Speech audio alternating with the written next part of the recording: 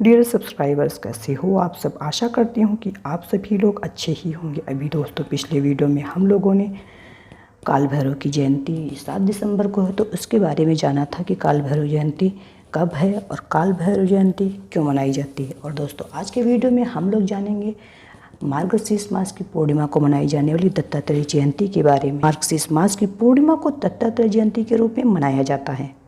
इस दिन भगवान दत्तात्रेय का जन्म हुआ था। धार्मिक ग्रंथ के अनुसार भगवान दत्तात्रेय को ब्रह्मा विष्णु महेश तीनों का स्वरूप माना जाता है। दत्तात्रेय में ईश्वर एवं गुरु दोनों रूप समाहित हैं, जिस कारण इन्हें श्री गुरुदेव दत्त भी कहा जाता है। दत्तात्रेय का जन्म मार्गशीर्ष मास की पूर्णिमा को प्रदोष काल में हुआ था। श्रीमद् भागवत ग्रंथों के अनुसार दत्तात्रेय ने 24 गुरुओं से शिक्षा प्राप्त की थी। भगवान दत्त के नाम पे दत्त संप्रदाय का उदय हुआ। दक्षिण भारत में इनके अनेक प्रसिद्ध मंदिर भी हैं। मार्गशीर्ष मास की पूर्णिमा को भगवान दत्तात्रेय के निमित्त व्रत करने एवं उनके दर्शन पूजन करने से सभी मनोकामनाएं पूर्ण हो जाती हैं। दत्तात्रेय के संबंध में प्रचलित है कि इनके 3 सिर हैं और 6 भुजाएं हैं। इनके भीतर ब्रह्मा विष्णु तथा महेश तीनों का ही संयुक्त रूप से अंश मौजूद है।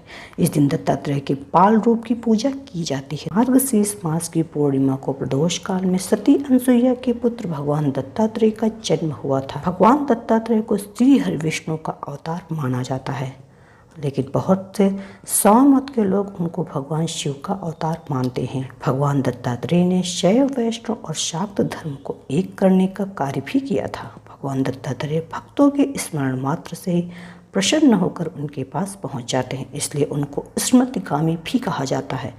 वह भक्तों पर अपनी कृपा बनाए रखते हैं।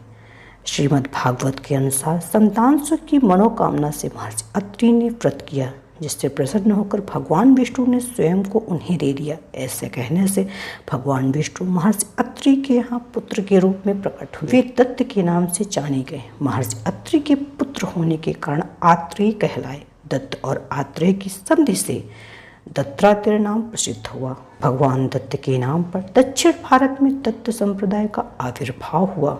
भगवान दत्तात्रेय की पूजा से त्रिदेवों का आशीर्वाद मिलता है। ऐसा माना जाता है कि भगवान दत्तात्रेय ब्रह्मा विष्णु और शिव तीनों के ही एक स्वरूप है। इनकी पूजा करने से त्रिदेव की कृपा एक समान रूप से मिलती है। भगवान दत्तात्रेय के जन्म की कथा काफी रोचक है, तो आइए दोस्तों भगवान दत्तात्रेय के जन्म की कथा का श्रवण करें।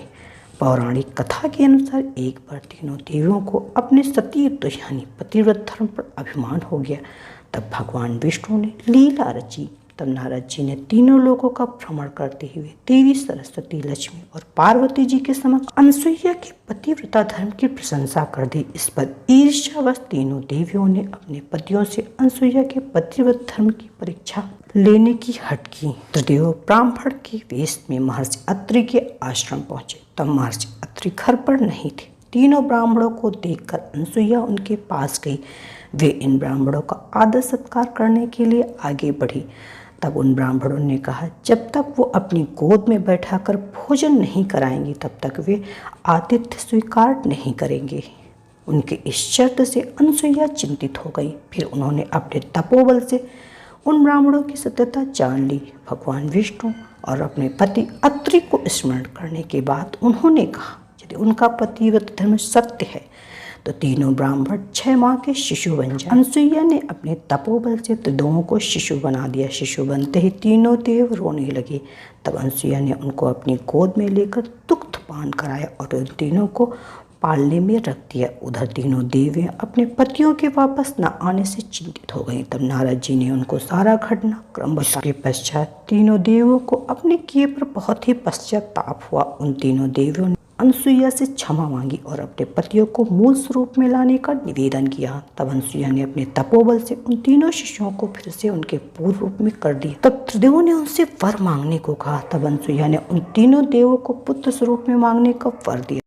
त्रिदेव उनको वरदान देकर अपने धाम चले गए। वर प्राप्त होने के बाद माता अनसुईया के गर्भ से त्रिदेव के एकल स्वरूप में भगवान दत्तात्रेय प्रकट हुए। इसलिए कहा जाता है कि भगवान दत्तात्रेय की पूजा करने से त्रिदेवों का आशीर्वाद प्राप्त हो जाता है।